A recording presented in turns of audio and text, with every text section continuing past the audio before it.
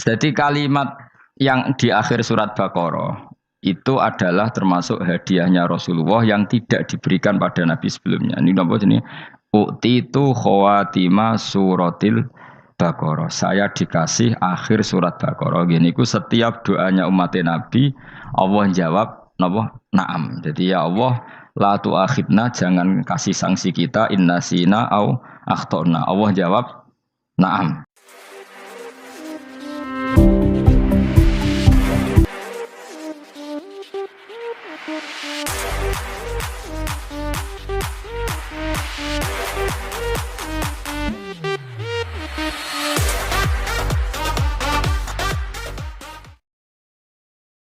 Terus ngendikane Rasulullah sallallahu alaihi wasallam ngendikane la yazalul mar'u fi fushatin min dini malam yusib daman haroman. Bapak malih nggih. La yazalul mar'u fi fushatin min dini malam yusib daman haroman. Seseorang itu boleh serilek-rileknya dalam beragama asal dia tidak punya masa lalu mengalirkan darah yang terhormat. Gamane cara Jawa ora tau mateni wong, ora tau mateni wong, ora tau mateni wong mukmin utawa ora oleh mateni wong sing muahad atau mustaman. Ya ada aturannya lah.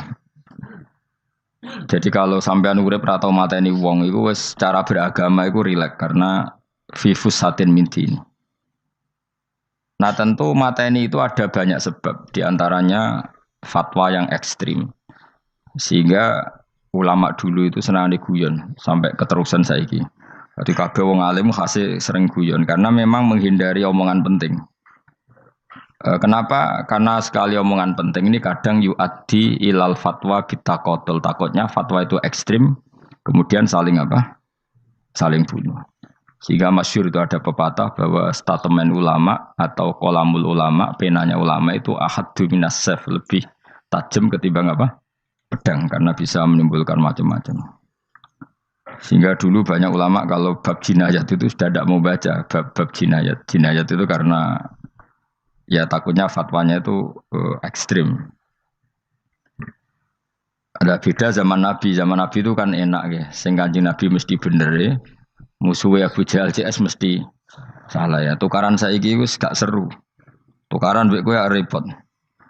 Masih aku musuh sampean ini soalnya bener sampean. Wong ora tau urip ora tau seneng mbok musuhi ku piye ngono dadi.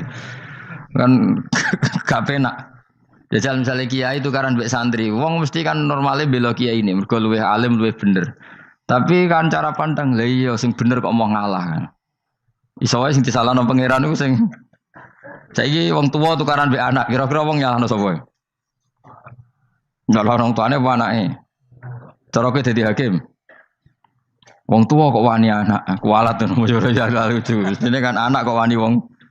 Tapi wong tua kok wani anak, wong tua model opo? Anak wani wong tua ya anak model opo? Ya model milenial model. Tapi potensinya itu sama-sama salah. Sehingga ulama itu mulai dulu itu menghindari ngendikan penting itu menghindari karena ya tadi takut fatwa itu.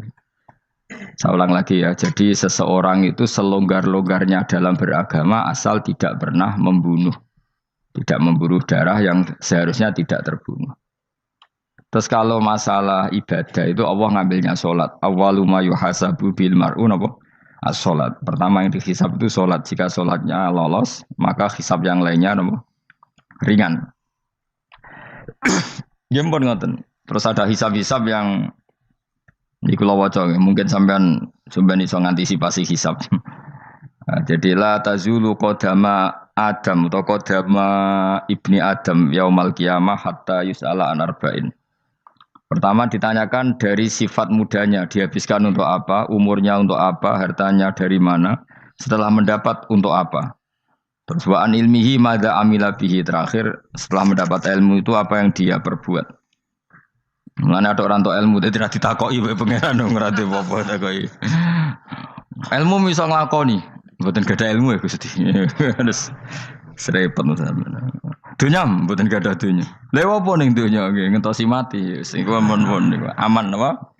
Sebab itu orang fakir itu masuk surga lebih cepat timbang orang kaya kacek pinten 500 tahun ketakoki. Dia apa mboten gadah napa-napa. Iso ngaji mboten. Jadi gak perlu pertanggungjawaban mereka napa sekacau kan. Nah, sementing kalau terang ngeten ya, ini penting rungokno. Mahsyar iku maknane iku nggon giringan. Terus kiai kuno maknane bayangno nggon mahsyar iku maknane tempat dihalonya semua manusia. Terus mauqif itu tempat diberhentikan, apa tempat diberhentikan. Terus di situ Anda innahum mas'ulun, mereka semuanya ditanya, dihisab. Nggih semuanya dihisab. Terus ngendikane Kanjeng Nabi, hasibu anfusakum qabla an tuhasabu. Menghisaplah diri kamu sekarang sebelum kalian semua dihisab. Sehingga potensi kita ini umat Islam utamanya sing tahu ngaji-ngaji ini, sampean semua dihisab ini kemungkinannya kecil. Karena ketika kowe ning donya sampean sedantene kan biasa wis donga robbana zulamna anfusana. Jadi ya Allah, saya ini benar-benar mendolimi diri kita sendiri. Karena tujuannya hisab itu taubeh. Taubeh itu mempermalukan mereka di depan umum. Saya ulang lagi ya. Jadi semua hisab itu taubihan, mempermalukan mereka di depan umum bahwa mereka orang yang buruk. Sementara kamu di dunia sudah sering ngaku orang buruk. Selain ya wis roh ngakeh, maksudnya ini kan cerita. Jadi kayak ngakuin apa Robbana zalamna anfusana. Sehingga ngendikane Kanjeng Nabi sebuti hasibu anfusakum qabla an tuhasabu. Menghisaplah diri kamu sendiri sebelum nanti kamu benar-benar dihisab. Sehingga umatnya Rasulullah itu kemungkinan kena hisab itu kecil sekali karena tadi sudah terbiasa menghisab dirinya sendiri. Apalagi kita, kata Rasulullah, saya dikasih hadiah yang para nabi sebelum saya enggak dikasih hadiah itu. Apa itu? 5 hal itu. Di antaranya apa? Kata Rasulullah, wa utitu khawatima suratil Baqarah. Saya dikasih terakhir-terakhirnya surat Baqarah. Di surat Baqarah itu umatnya Nabi dapat bonus dan ini luar biasa. Yaitu ayat Rabbana la tu'akhidna inna sina wa akhtana. Ya Allah, jangan hisab kami, jangan beri sanksi kami, jangan azab kami kalau suatu saat kita lupa atau salah. SP nak kue urung salah padahal mesti salah. Rai-rai ini gak mesti salah. Wes gawe perjanjian mbek pangeran Gusti. Ndamel perjanjian dong ya apa? Setiap saat saya salah langsung sepuro. Mohon mboten usah istighfar malih pun niki pun niku. Terus deal soalnya deal ini. Lah itu ngendikane Kanjeng Nabi senyum-senyum senenge ra karuan.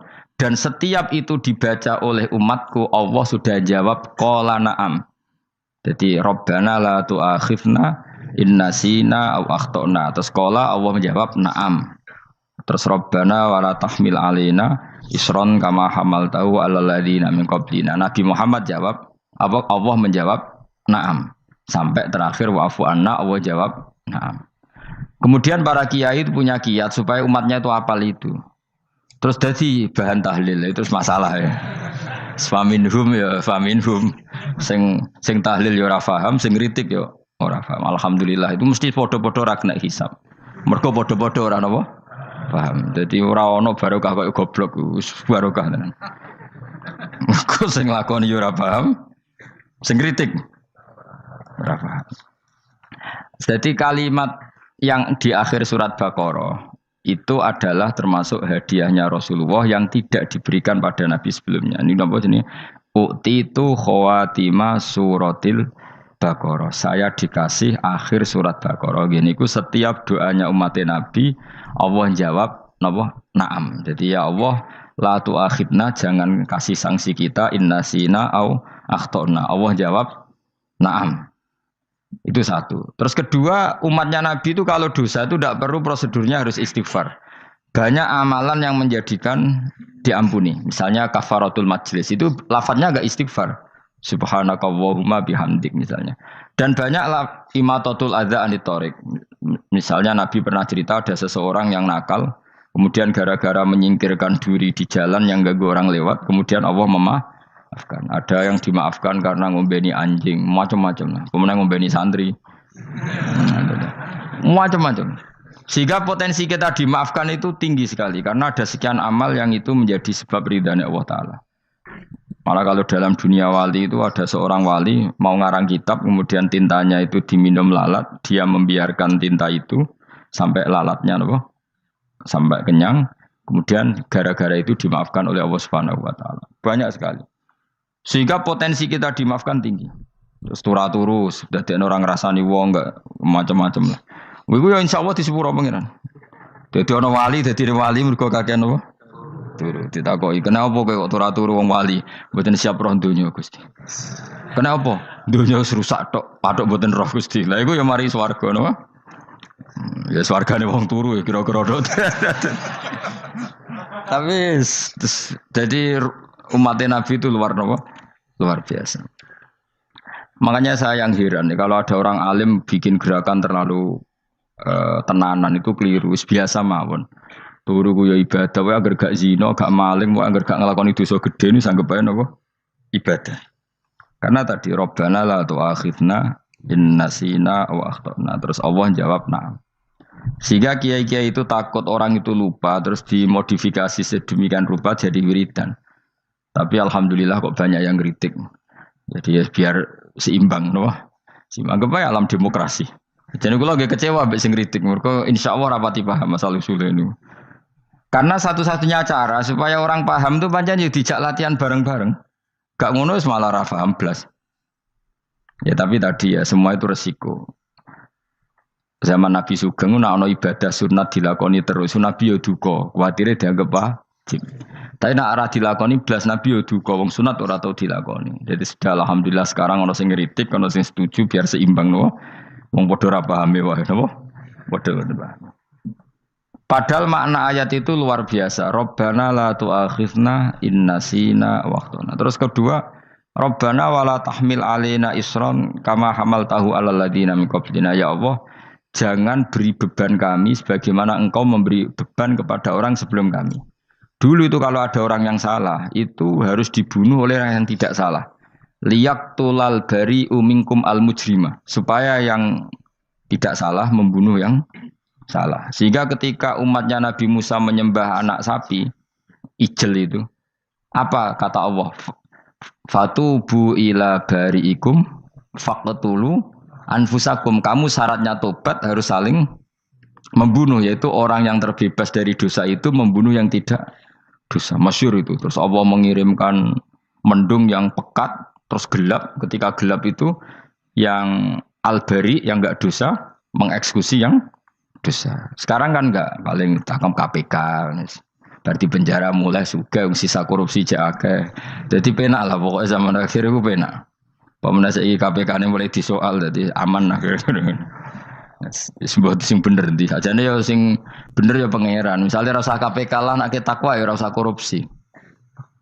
Kalau KPK dilemahkan nanti yang korupsi marah. Lah masih orang KPK lah nak di pangeran kan ya aman karena korupsi.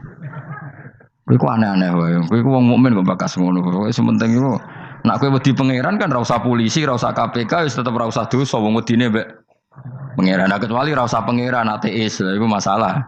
Ya, tapi kan omongan ini gak populer, padahal bener. Nah, aneh. Jadi karep pemilu ini terbebas korupsi, nak ono KPK, urip makmur, nak ono menteri kemakmuran. Pokoknya kuwabe kowe mbok gantungno pejabat negara. Mengane tau hitam jeblok, sak jeblok-jebloke. Misalnya rasa sejahtera, saya menteri sosial harusnya gini-gini. Ngono korupsi salah KPK. Ngono ono ra keamanan salah polisi. Senengane nyalahno wong. Gue sekali-kali nganggo tauhid. Nah ono adab iku mergo dosa yang sudah kelewat. Ya tapi kan gak mungkin ngomong bernegara gitu. Tapi atas nama iman bahasa kita seperti itu. Kalau atas nama bernegara emang kita butuh polisi, butuh tentara, butuh KPK. Tapi atas nama iman ya tadi kalau kita diberi sanksi Allah itu rata-rata dari bima qaddamat yadaka itu pasti ada salah yang pernah Anda lakukan. Ya tapi sudahlah ini zaman sudah seperti ini. Sanut umumnya wong akeh. Kalau terang nomale masalah hisab ya. Hasibu anfusakum qabla an tuhasabu. Kamu menghisablah diri kamu sebelum kamu dihisab. Misalnya saya sebagai ulama, tentu hisab terberat saya itu kitmanul ilmi, menyembunyikan apa? Ilmu. Karena ilmu kalau disembunyikan tuh bahaya sekali. Bayangkan di alam fisik. Misalnya ada orang berkebutuhan pada kemaksiatan, terus di situ ditulis bar, karaoke misalnya. Orang bisa ke sana karena ada tulisannya, ada WA-nya, ada alamatnya. Kemudian ketika Anda bisa Fathul Qorib, tidak ada tulisannya. Harusnya Anda juga nulis ahli Fathul Qorib, ahli Fathul Mu'in. Nah, Toh ahli Jaljalut tulis saja. Ahli Primbon. Enggak apa-apa tulis saja. Penerus Ronggo Warsito tulis saja. Zaman gendeng ora melok gendeng ora keduman tulis saja. Tapi barokahnya tulisan itu kan orang bisa tahu. Makanya kenapa banyak orang sufi yang sudah menyembunyikan diri warnanya nakal-nakal karena dia disalahkan Allah karena menyembunyikan ilmu. Saya itu orang yang senang tertutup kecuali masalah ilmu. Saya mau mengajar terbuka seperti ini. Karena tadi awal dari dikenalinya kemakrufan adalah dimaklumatkan. Awal dari dikenalinya keburukan juga karena dimaklumatkan. Betapa celakanya kalau kemungkaran dimaklumatkan sementara kebenaran tidak dimaklumatkan. Makanya Mbah Mun itu sampai berfatwa, Mbah Mun guru saya itu. Nah ono masjid ora ono menarane Mbah Mun duka. Masjid kok ora ono menarane, wajib ono. Dulu saya iskal kenapa menara jadi wajib. Tapi setelah saya tambah angan-angan, secara fikih jelas tidak wajib. Tapi coba bayangkan, misalnya ada bar lampunya tinggi, orang dari jauh tahu itu bar, sehingga kalau mau maksiat misalnya ingin ke sana. Sekarang misalnya masjid gak ada menara nih, ada orang ingin sholat, ono masjid tahu orang. Tapi baru kayak ada menaranya kan, tahu. Intinya semua kebaikan itu harus dimanarohkan. Makanya manaroh itu dari kata nur, dimenarakan, dari kata nur, dari kata dicahayakan, dimaklumatkan. Sehingga mulai dulu lama itu meskipun humul itu menyembunyikan diri. Tapi kalau masalah ilmu mereka membuka diri. Loh coba kalau misalnya ngaji seperti saya ini, saya tidak terang-terangan jadi orang alim. Sebetulnya nggak baik. Kalau kamu ujub, sombong, aku orang alim itu tidak baik. Tapi kalau kita kan tidak karena ujub tadi, harus memaklumatkan. Coba berapa bapak-bapak yang tertolong nyari bidan ketika istrinya hamil. Gara-gara tulisan karena yang nolong itu. Bidan, ya kan, dokter gigi, atau kalau enggak dokter ya ahli gigi. Ahli gigi itu yang dipasang tanpa medis itu. Enggak kamu menjadi tahu karena apa coba? Tulisan. Tapi kenapa kebaikan tidak seperti itu? Harusnya sampean itu tulis saja. Misalnya sampean enggak alim saja, maklar orang alim. Siap menyalurkan ke tempat-tempat orang alim. Coba TKI tenaga kerja itu. Mereka tahu Korea, Hongkong karena tulisan penyalur tenaga kerja. Tulis saja rumah kamu penyalur ke orang alim. Nanti antar kebeduan. Kalau ada orang tanya, maksudnya gimana? Kalau butuh orang alim, tak antarkan. Oh ya sudah. Itu kalau se-Indonesia, itu luar biasa. Jadi yang ngajinya dulu Fathul Qorib sampai bab sholat itu saja. Ahli Fathul Qorib sampai bab sholat. Tulis saja dalam kurung pemahaman pas-pasan. Enggak apa-apa. Lo coba dokter itu kan fair. Kalau ilmunya pas-pasan tulis dokter umum. Kalau dia merasa pinter dokter spesialis. Dan itu menjadi orang tahu. Tulis saya kan ke ahli saraf. Nah, lo buatan guyon itu betul. Makanya saya ini termasuk orang yang menyembunyikan diri. Tapi kalau bab ilmu enggak. Sehingga nyun saya tidak sombong banyak gus-gus alim yang ngaji saya Jamul Jame, ngaji Mahali. Padahal itu kitab tersulit di pondok. Tapi gara-gara saya sering cerita, saya pernah ngaji Jamul Jame sama Mbah Mun. Saya pernah mentakriri kitab ini. Ini banyak yang ngaji saya. Kalau tanpa itu kan mereka tidak tahu. Ya sampean nggak apa-apa kalau menyaingi saya. Tulis saja di rumah kamu ahli Jamul Jame. Barang diparani ahli apa? Ahli jilid. Maksudnya kalau kitab kamu rusak bawa sini. Ya enggak apa-apa. Nah, sehingga syarat utama jadi nabi itu sebetulnya memaklumatkan din kiri. Ya saya ulang lagi. Pertama nabi jadi nabi syaratnya apa? Memaklumatkan diri. Sehingga pertama beliau jadi nabi naik gunung Sofa, kemudian ya maksara Quraisyin halummu ilayya, wahai orang Quraisy ke sini. Terus Nabi mulai manggil satu-satu, ya Bani Abdi Amanaf ke sini, ya Bani Fihir ke sini terus. Saya ini adalah An-Nadhirul Mubin. Saya sekarang diangkat jadi nabi. Terus Abu Lahab marah-marah, tabban laka ya Muhammad alihada jama'tana. Muhammad kamu itu orang sial, kita enak-enakan tidur gara-gara kamu manggil kita datang, ternyata hanya untuk urusan seperti ini. Makanya terus ada tabat yada abi labi watab. Tapi yang iman kemudian tanya, Muhammad kalau kamu setelah jadi nabi, misinya apa? Saya diutus Allah untuk kamu menyembah Allah, tidak boleh menyekutukan Allah. Dan Allah memerintahkan kamu afaf. Afaf itu meninggalkan zina, meninggalkan maling, gini-gini. Coba kalau Nabi tidak memaklumatkan diri. Jadi Nabi seklunak-klunus. Ketemu wong monggo nggih. Ada temu dia nggih. Sing ngerti nak nabi ku sapa? Sehingga orang-orang yang humul, yang menyembunyikan diri itu di bab ulama masalah besar itu. Karena ciri utama dosa adalah kitmanul ilm. Makanya Nabi sidik amanat tabligh fatona. Tabligh itu lawan katanya apa? Kitman. Makanya saya ngaji di mana-mana. Saya di Jakarta ngaji, di sini ngaji, di Pasuruan ngaji. Harus dimaklumatkan ilmu. Dan kalau ada orang tanya ya tak jawab. Saya tuh kitab yang paling aneh di pesantren. Misalnya yang mulai aneh lah. Gak Jamul Jami'. Saya sampai sekarang masih ngajar Jamul Jami'. Kitab yang aneh. Macane lagi roh judulnya pusing. Jamul Jawami'. Kumpulannya pira-pira kumpulan. Jadi ilmu apa ayo ono ning kono. Sing gak ono ilmu dukun, mboten enten. Ilmu carane bodoni ya ora ono. Ning kono mau carane mlebu swarga tok. Mane potensi kula mlebu swarga itu tinggi sekali. Cara sing model piye duwe. Dadi mun. Dadi cara sing model piye duwe. Jadi cukup banyak napa? Cara. Sampe nek cara sitok ora mesti kula nu gak ada cara kathah. Dadi nek dari cara iki mentok ganti cara iki mentok.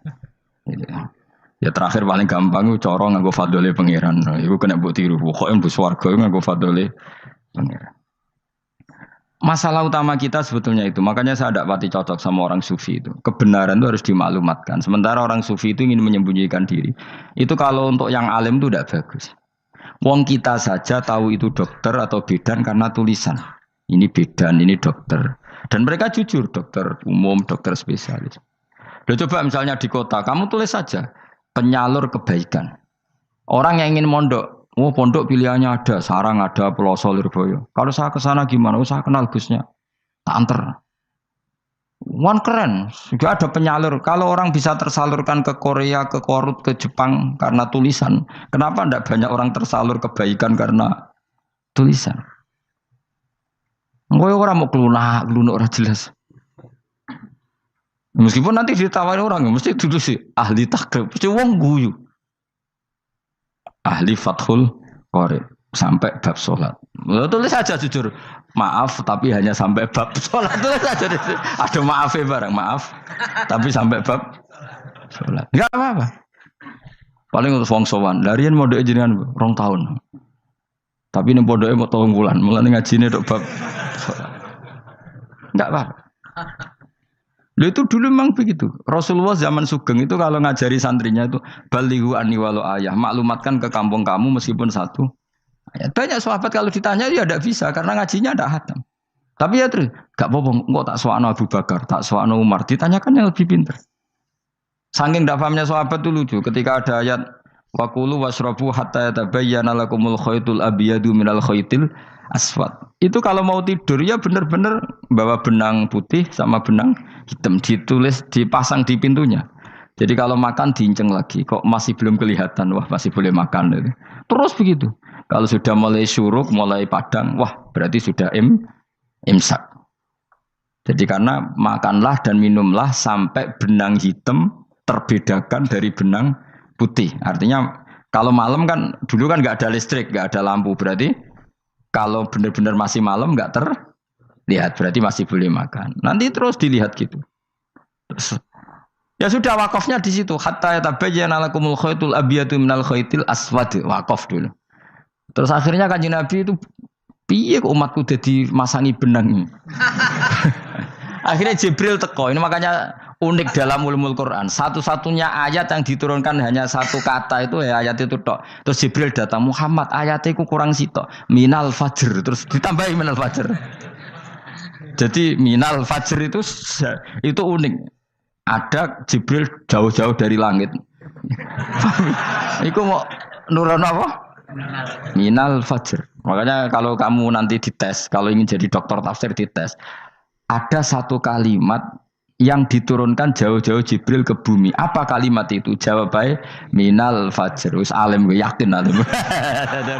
Memang ikut tak? Masa ikut saudara? Ergo gara-gara sahabat itu terus masangi apa? Benang ngincang.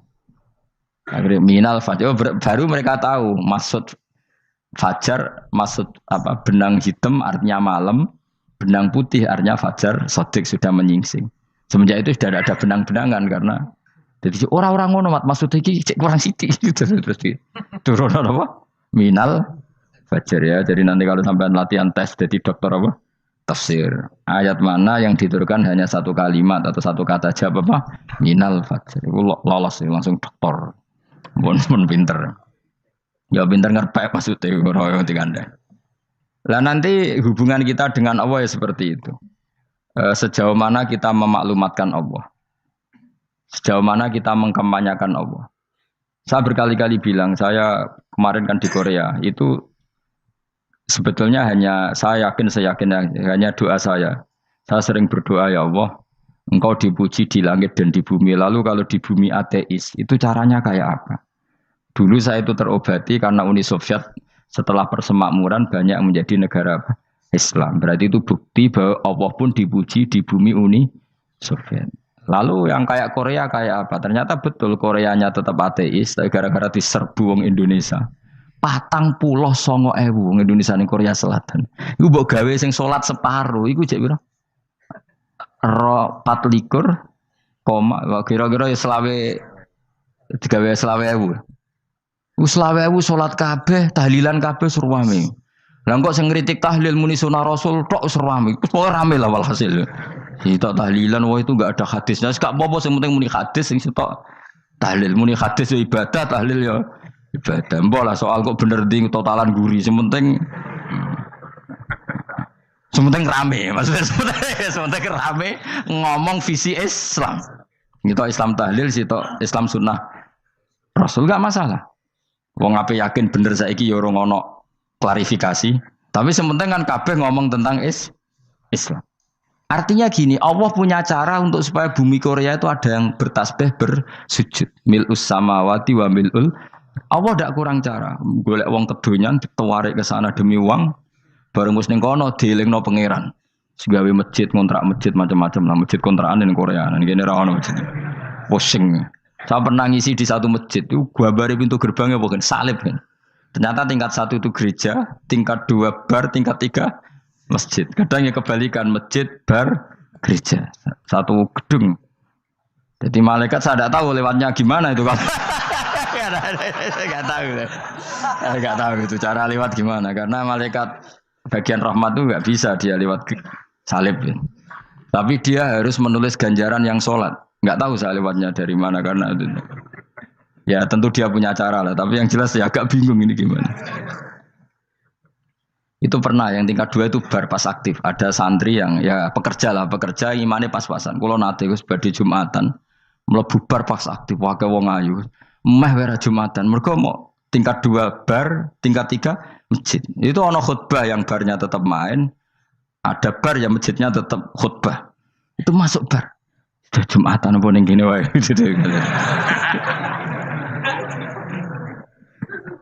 Akhirnya ya di situ beberapa menit terus ada komat Jumatan.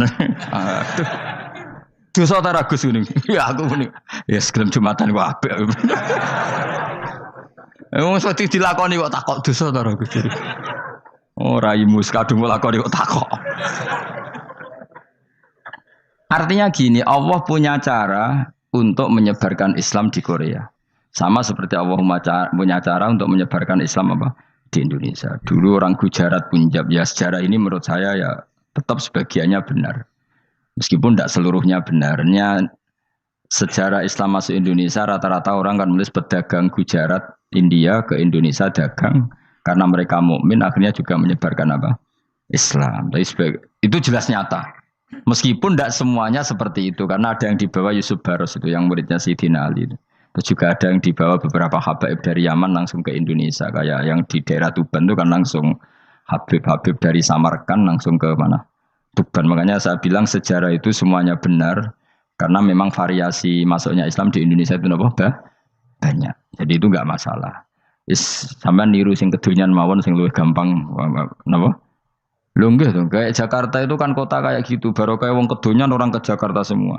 Gara-gara tahu mondok pedutan tadi ahli Fathul Qorib tadi yang sampai bab salat terus bikin masjid. Iku coba takoki faraid terang ora iso kan.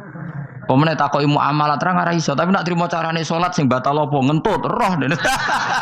Aduh, ilmune roh nak nganti bab iku jek roh. Sing batal salat apa iki roh deh. Ngentut nyekel wong wedok iki roh.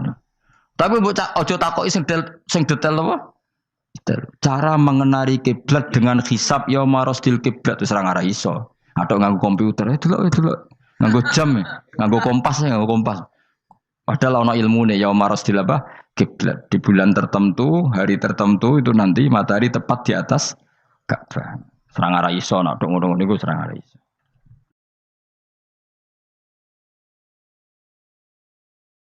Makanya kenapa banyak orang sufi yang sudah menyembunyikan diri wanake nakal-nakal karena dia disalahkan Allah karena menyembunyikan ilmu. Saya itu orang yang senang tertutup kecuali masalah ilmu. Saya mau mengajar terbuka seperti ini. Karena tadi awal dari dikenalinya kemakrufan adalah dimaklumatkan. Awal dari dikenalinya keburukan juga karena dimaklumatkan. Betapa celakanya kalau kemungkaran dimaklumatkan sementara kebenaran tidak dimaklumatkan. Makanya Mbah Mun itu sampai berfatwa, Mbah Mun guru saya itu. Nak ono masjid ra ono menawarane Mbah Mun duka. Masjid kok ora ono menarane, wajib ono. Dulu saya iskal, kenapa menara jadi wajib? Tapi setelah saya tambah angan-angan, secara fikih jelas tidak wajib. Tapi coba bayangkan, misalnya ada bar lampunya tinggi, orang dari jauh tahu itu bar, sehingga kalau mau maksiat misalnya ingin ke sana. Sekarang misalnya masjid gak ono menarane, ada orang ingin sholat, ono masjid tahu ora. Tapi baru kayak ada menaranya kan? Tahu. Intinya semua kebaikan itu harus dimanarohkan. Makanya manaroh itu dari kata nur. Dimenarakan. Dari kata nur. Dari kata dicahayakan. Dimaklumatkan. Sehingga mulai dulu lama itu meskipun humul itu menyembunyikan diri. Tapi kalau masalah ilmu mereka membuka diri. Loh coba kalau misalnya ngaji seperti saya ini. Saya tidak terang-terangan jadi orang alim. Sebetulnya nggak baik. Kalau kamu ujub, sombong, aku orang alim itu tidak baik. Tapi kalau kita kan tidak karena ujub tadi, harus memaklumatkan.